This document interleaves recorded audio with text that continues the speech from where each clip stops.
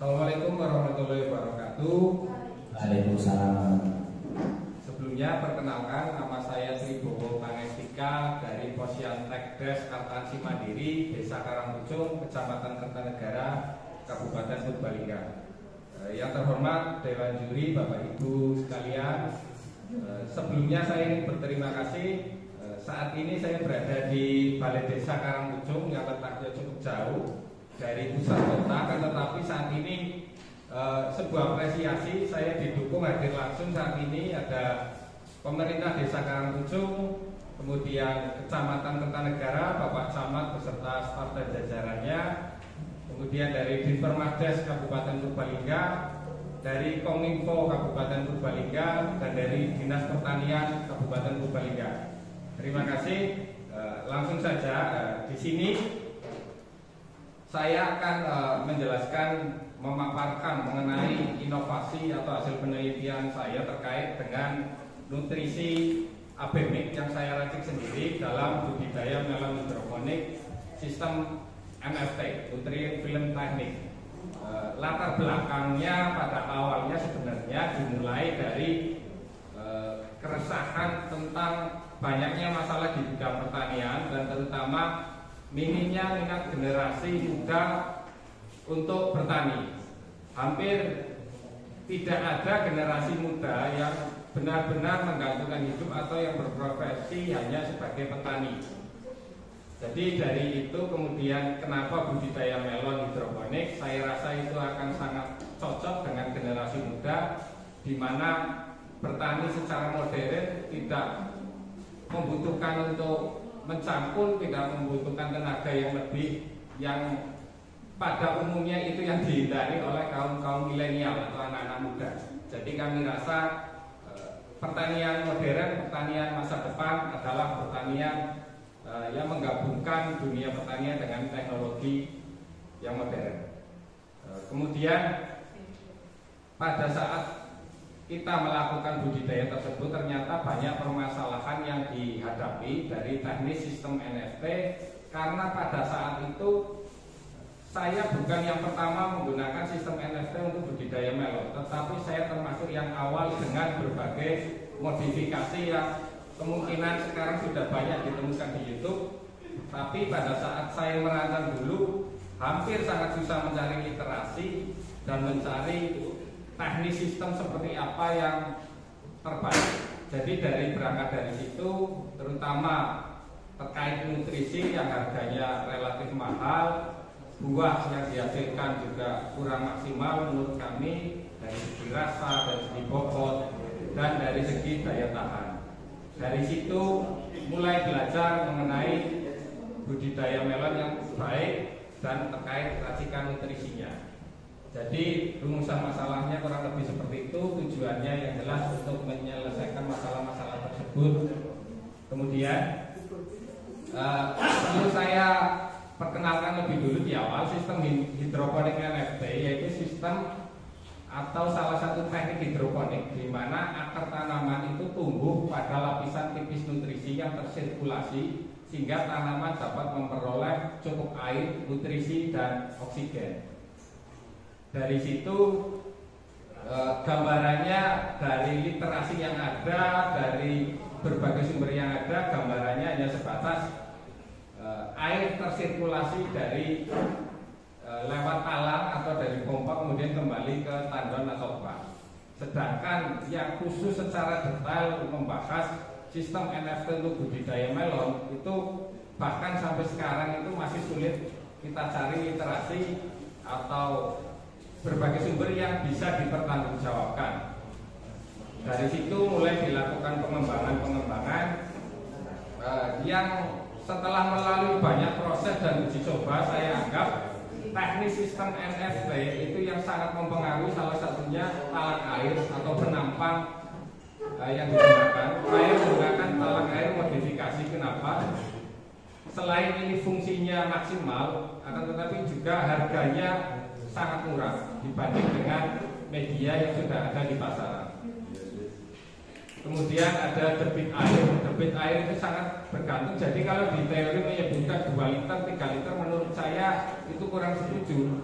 2 sampai 3 liter itu sangat tergantung berapa penampang lebarnya dan panjangnya. Jadi itu yang mempengaruhi. Saya anggap 2 sampai 3 liter per menit itu ketika talang standar yang lebar 12 atau 14 cm. Kemudian panjang talang juga akan mempengaruhi dan tidak kalah penting ada kemiringan. Sejauh ini di angka 4 sampai 6 cm sangat cocok dan tergantung panjangnya juga. Semakin panjang harusnya semakin kemiringannya meningkat.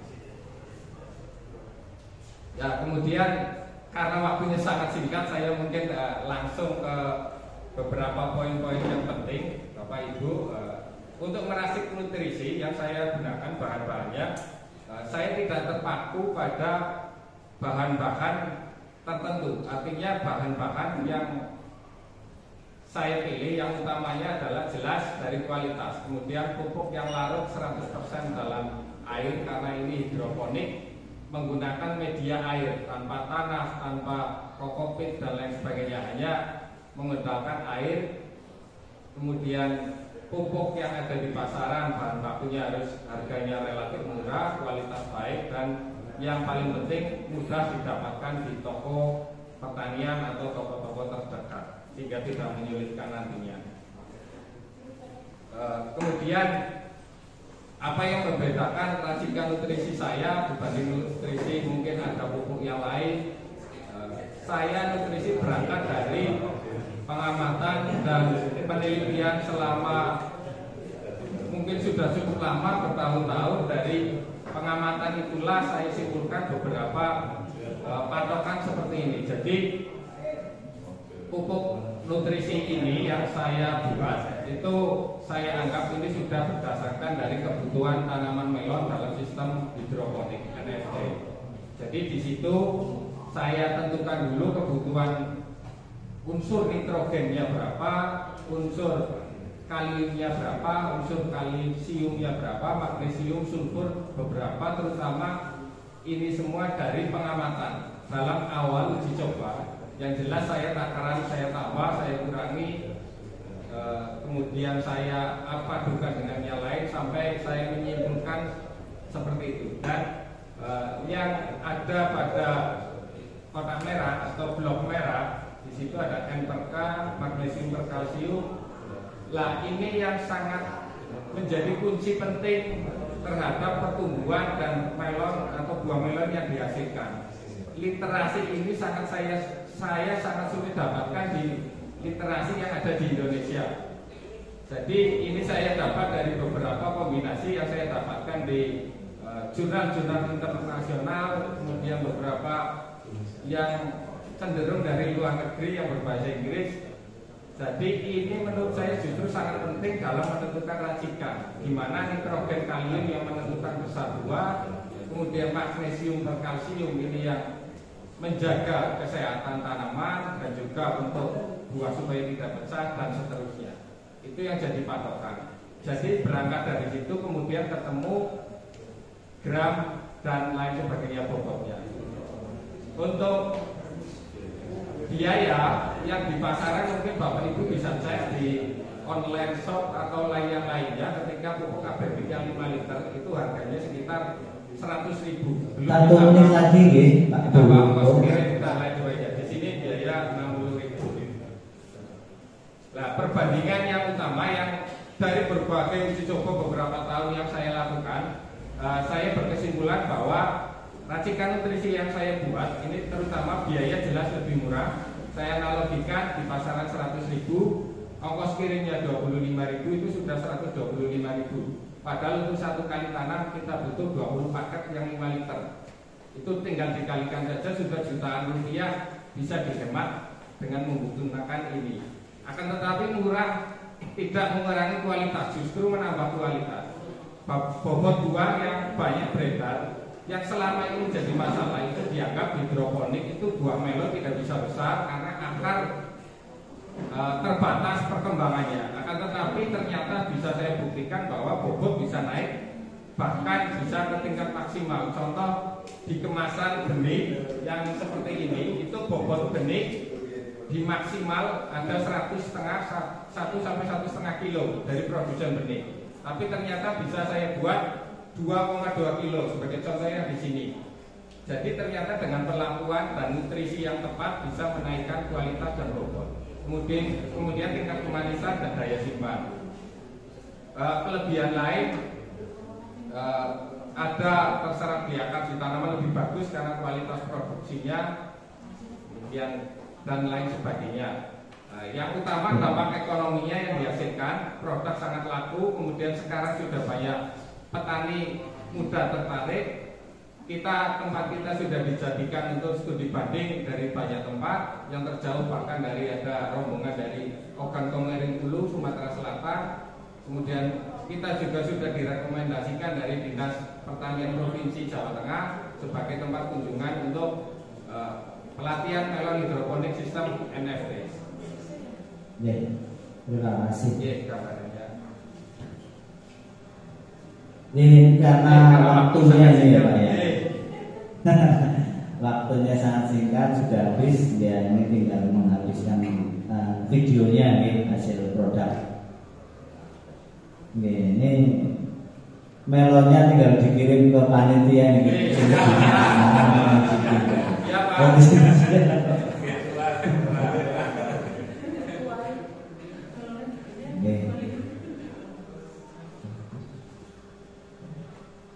Ya, karena waktunya juga sudah habis. Terima kasih Pak Bowo atas penyampaian paparannya. Pas 10 menit ditambah tadi ada kelebihan untuk video sedikit.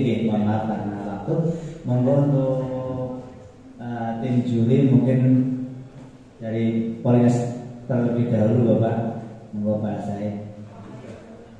Terima kasih. Kami Oke, sesinya ditutup dulu nih Pak. Ya, ditutup dulu. kami sangat mengapresiasi presentasi dari Pak Bowo. sangat bagus itu katanya kami ini sudah pengalaman presentasi. Yang kami tanyakan pertama Pak, profesi Pak Bowo ini sebagai apa gitu ya, petani atau ketua kelompok dan sebagainya. Ini yang pertama. Yang kedua, ide Pak, ini idenya sendiri atau kelompok gitu ya. Kemudian yang ketiga, tentu sebuah produk tidak mungkin dibuat sendiri. Itu ada peran-peran dari unsur-unsur atau komponen-komponen yang kami tidak diciptakan itu, komponen ini sampai produksi itu keluar. Apakah ada komponen-komponen lain yang terlibat, misalnya hubungannya dengan pemberdayaan masyarakat lingkungan, kontribusi dan sebagainya. Terus kemudian kami minta data secara kuantitatif offset dari produk ini, dan mungkin jangkauan pasarnya sudah sampai di mana gitu. Offset dan jangkauan pasar. Terus dampak dan lingkungan, tenaga kerja, kemudian produksi pertanian dan sebagainya. Terus berikutnya, apakah produk Bapak ini sudah didaftarkan di HKI, karena ini penting jangan nanti, karena saat tadi sudah ada rumusan hasil uji coba gitu ya. Nanti kalau bisa ditiru, terutama industri besar ini, nanti Bapak akan rugi kalau tidak didaftarkan HKI dan mungkin itu dari kami. Terima kasih untuk pertanyaannya Bapak.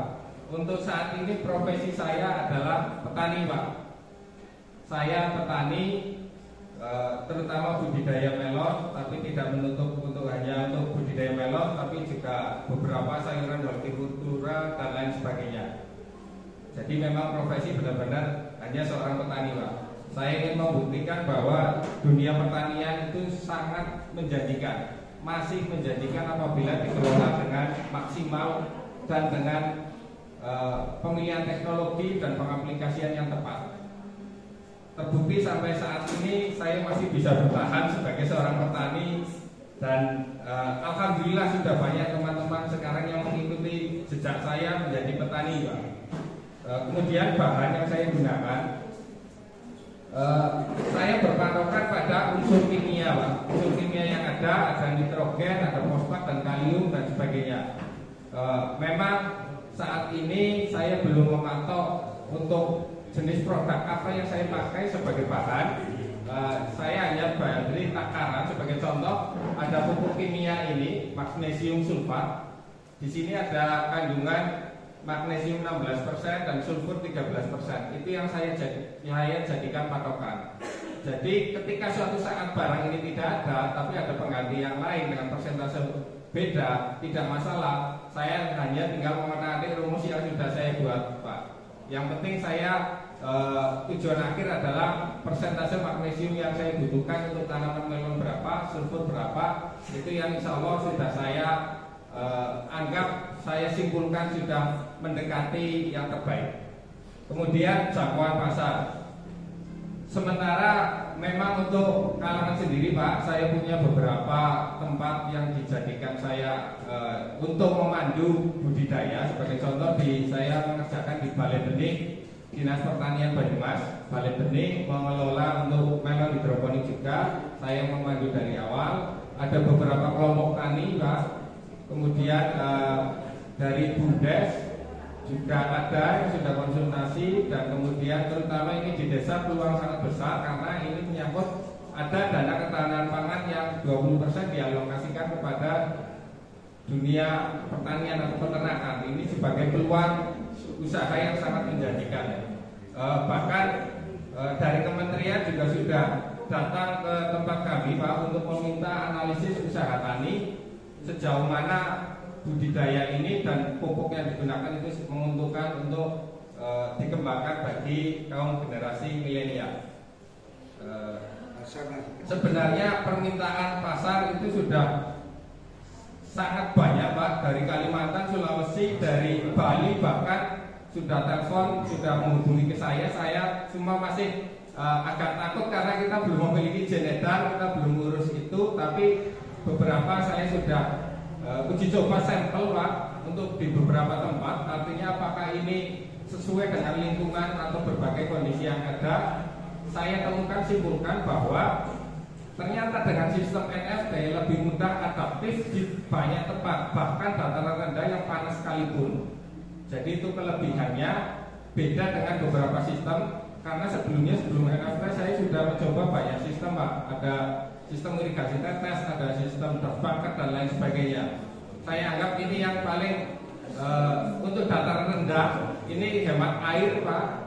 Sangat hemat air, hemat nutrisi lebih dari setengah dari kebutuhan umum yang biasanya dibutuhkan. Kemudian dampak lingkungan, terutama sekarang alhamdulillah di lokasi sekitar melon, Pak, sudah ada kelompok-kelompok lain yang bergabung memanfaatkan karena banyaknya kunjungan ke kebun kami ketika panen terutama. Sekarang sudah hampir atau lebih dari 100 orang bergabung menjadi kelompok di sana. Ada kelompok pedagang, ada kelompok perikanan, kelompok peternakan dan lain sebagainya, Pak. Kemudian dampak lingkungannya lainnya lagi untuk dampak ekonominya, terutama sekarang kami sudah banyak petani yang bergabung atau anak muda yang bergabung menjadi petani. Bahkan untuk kebun hidroponik sendiri, satu greenhouse dengan 700 tanaman, kami sudah bisa menggaji satu orang dengan UMR daerah Purbalingga, Pak, per bulan.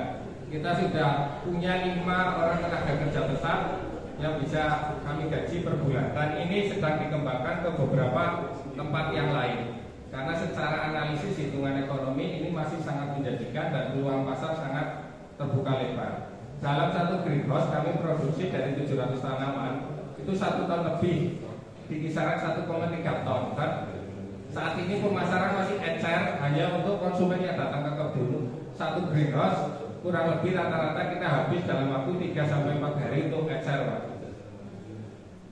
Kemudian banyak manfaat yang tidak saya temukan di awal atau bayangkan, ternyata sekarang dukungan-dukungan yang luar biasa dari berbagai pihak untuk pengembangan budidaya ini, Pak. Terutama pengembangan nutrisinya juga. Sementara masih kita olah dan kita pasar ke beberapa. Saya sudah menemui banyak yang konsultasi, Pak, terkait budidaya melon yang dianggap katanya sebenarnya tidak bisa besar, kemudian buah tidak maksimal. Itu rata-rata memang korban di YouTube, Pak. YouTube banyak sekali mungkin informasi yang mungkin masih kurang bisa dipertanggungjawabkan karena kondisi dan lain sebagainya itu berbeda. Mereka mengadopsi mentah-mentah, jadi banyak permasalahan itu. Kurang lebih seperti itu, Pak.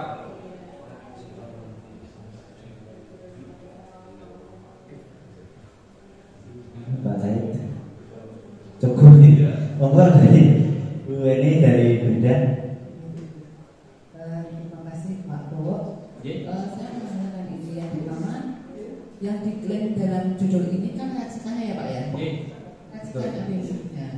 Kemudian tadi pada waktu paparan, jangan coba menjelaskan bahwa proses hidroponik itu jenis salah kemudian lebarnya panjangnya itu kan ada beban-beban. Betul. Oke, berarti kan sebetulnya di dalam kegiatan yang dilakukan ini untuk kebaharuannya sebetulnya kan tidak hanya di racikannya saja, tapi di proses hidroponiknya.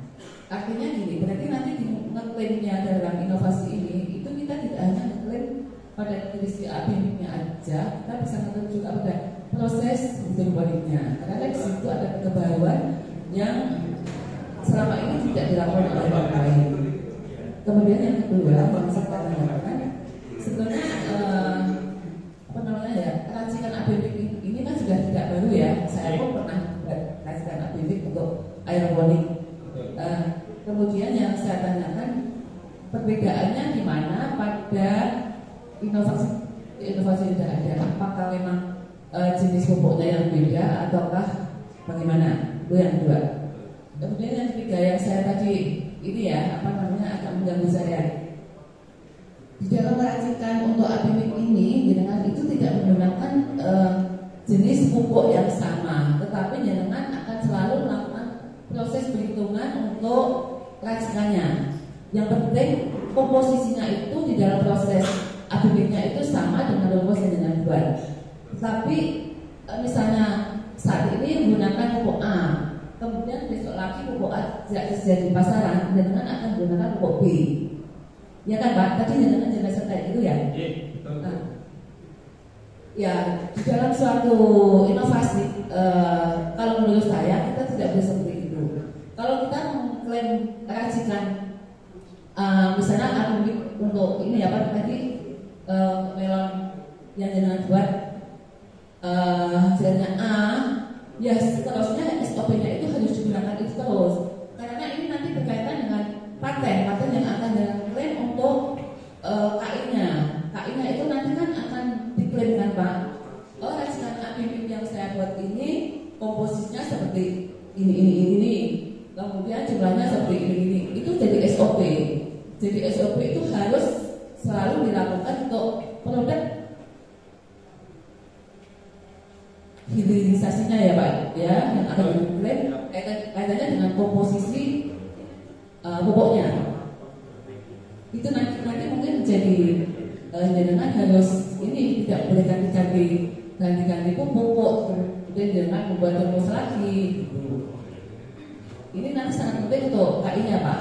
Kemudian yang tadi jenengan juga bercerita bahwa teman jenengan tadi itu sudah dibuat untuk studi banding dan sudah banyak orang-orang yang datang untuk belajar jenengan. Jenengan ini kan masih sangat baru ya, dan pengunjung jenengan juga banyak diminati orang. Hati-hati dengan kalau kita banyak didatangi dari manapun orang lain sebanding. Jadi intinya ilmunya itu jangan dibuka semua. Kaitannya dengan pakai jenengan itu harus dibuka dulu, jangan dibuka sama orang lain, tapi jangan punya KI dulu. Jangan sampai diambil oleh orang lain.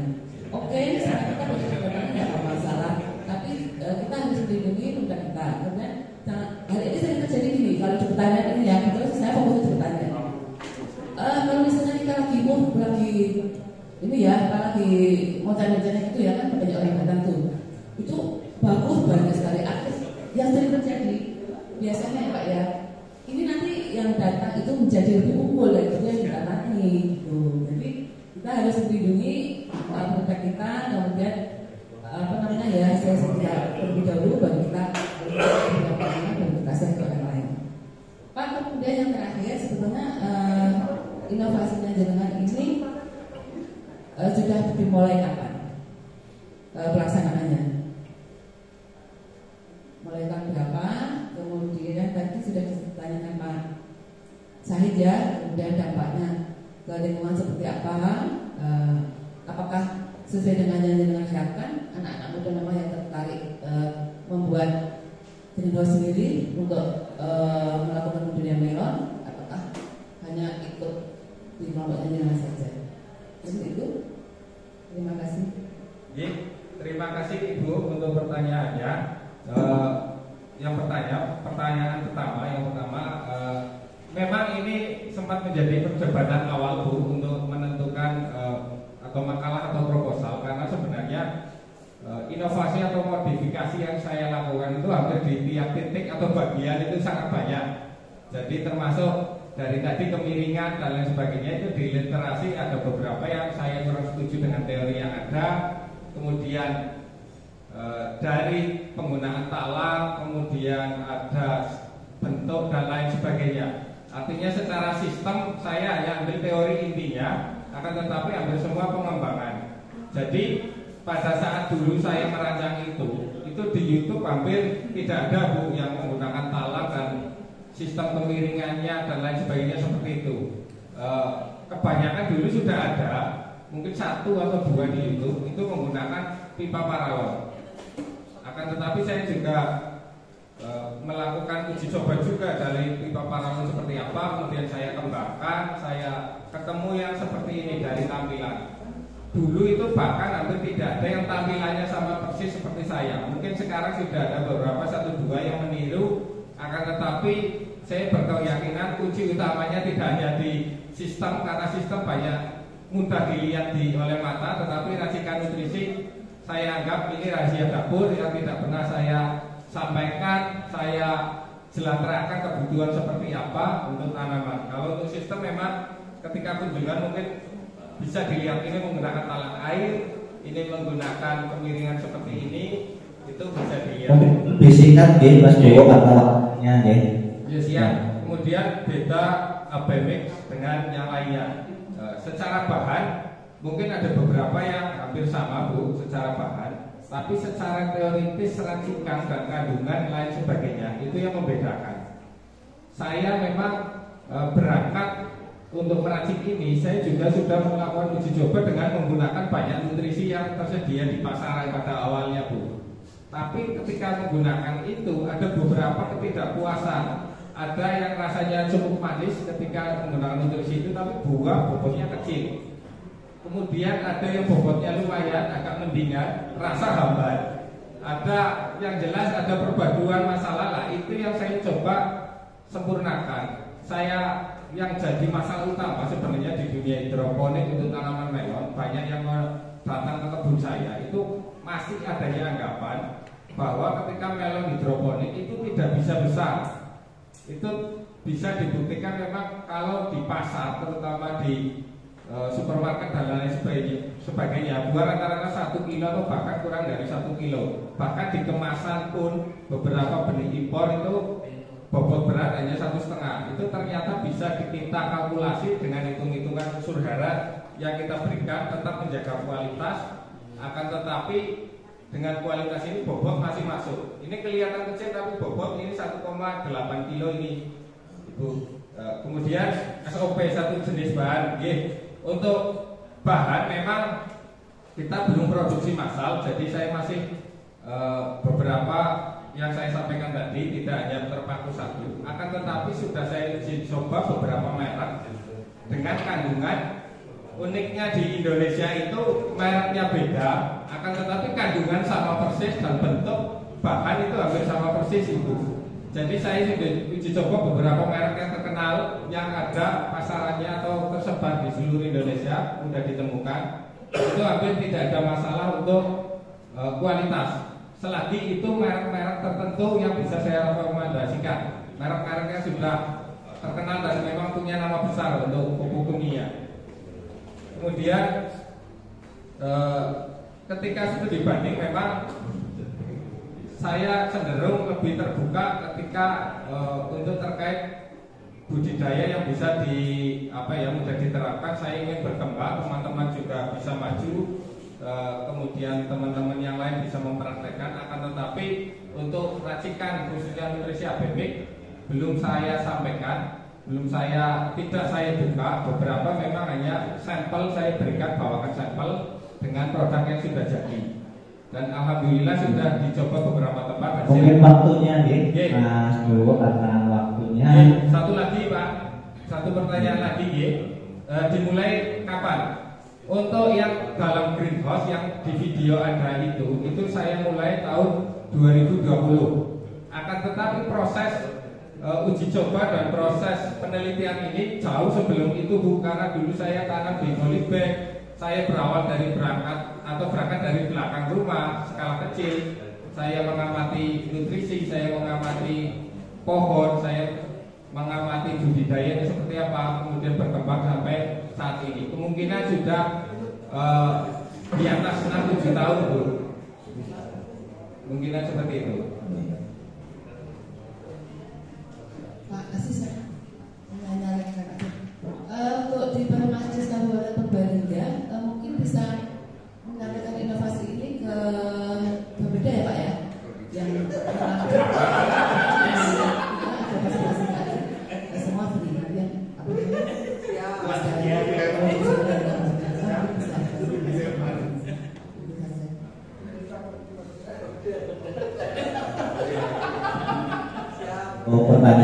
yang pertanyaan banyak, mohon ini jadi melebar. Jadi kalau memang seperti yang di pusat biasanya memang pembatasannya untuk paparan, tetapi ketika dari tim juri menanyakan banyak, ya itu akan mengalir seperti itu. Biasanya dari penilaian kementerian juga seperti itu. Mungkin ada tambahan lagi dari Dispermades provinsi kalau ada ya. Monggo Pak Kabid.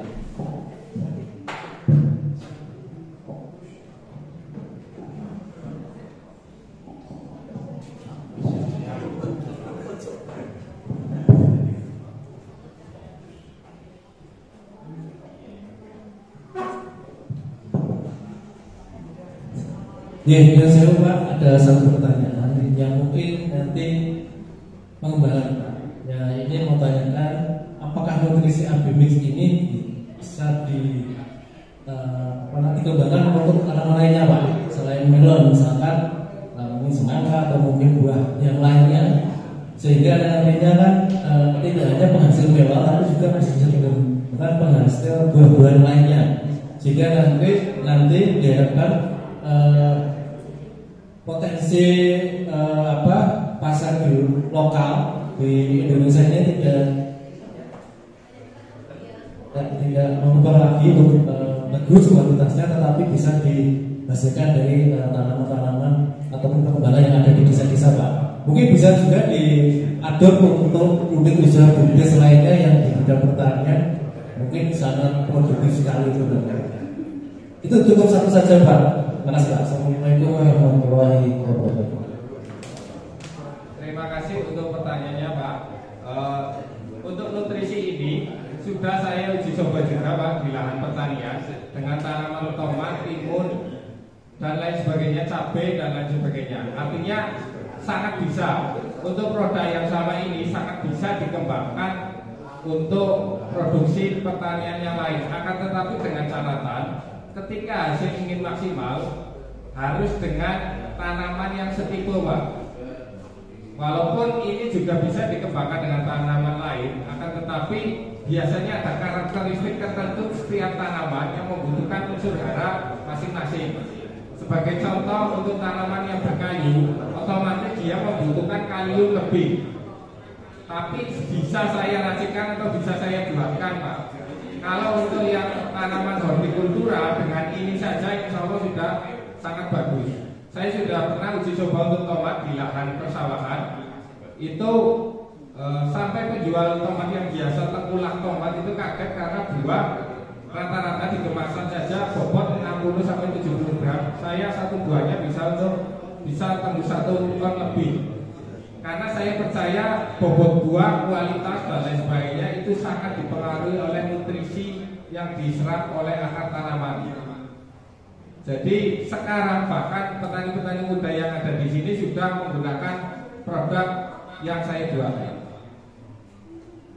Dan ternyata mungkin untuk sekedar meluruskan, banyak anggapan bahwa pupuk-pupuk seperti ini mahal harganya. Memang kalau satuan ini mahal, kemudian biaya produksinya nanti mahal, meningkat seberapa. Tapi setelah kami buktikan dengan efektivitas takaran yang tepat, ternyata harga atau biaya produksi yang bersama Pak tidak selisih atau beda jauh.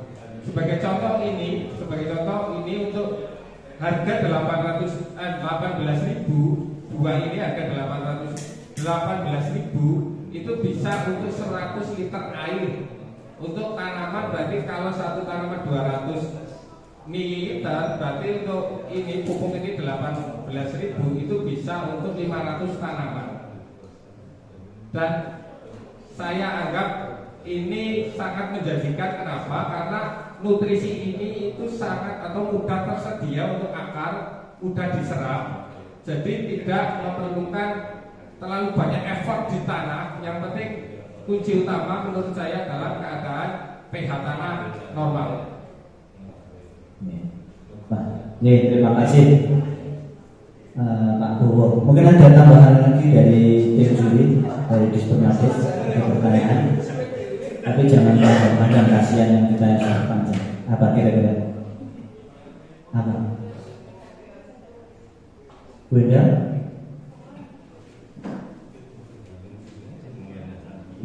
Kayaknya yang ditanya ini Pak Bowo sebelahnya nggak ditanya ya dari tadi. Yang sebelahnya nggak ditanya. Saya tanya sebelahnya siapa gitu. Ini sedikit aja nyambung dari tapi ini kan tadi bisa digunakan untuk kemungkinan besar bisa digunakan untuk apa saja. Artinya hortikultura tadi.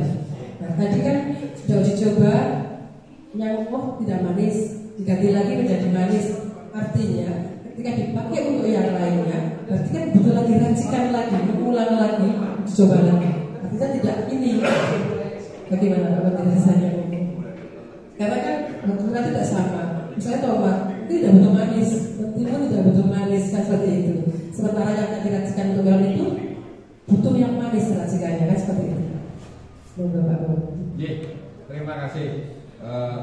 Pada dasarnya itu kebutuhan semua jenis tanaman untuk normal standarnya itu unsur haranya sama.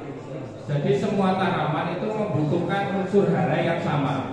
Akan tetapi tergantung kita mana yang mau ditonjolkan untuk jenis tanamannya. Benar tadi ketika tomat tidak membutuhkan manis, tapi dia tetap membutuhkan sulfur yang ada di sini. Manis aroma itu cenderung dari sulfur dan kalium. Ini ada. Jadi dengan pemberian sulfur itu tidak mengurangi kualitas tomat, justru menambah kualitas. Artinya dengan ini bisa digunakan untuk sebagian. Akan tetapi dengan catatan ketika buah tipenya beda, contoh ini digunakan untuk pohon mangga, bisa saja karena semua unsur hara sudah ada di sini Bu.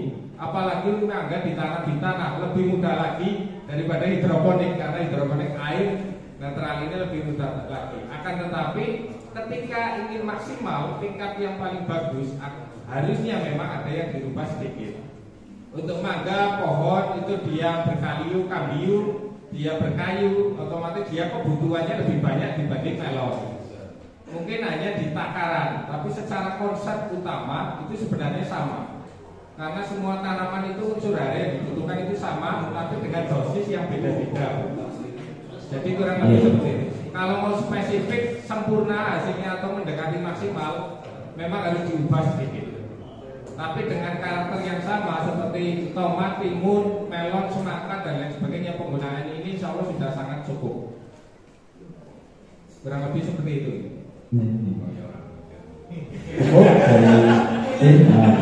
Jadi banyak sekali pertanyaan ini Pak Bowo.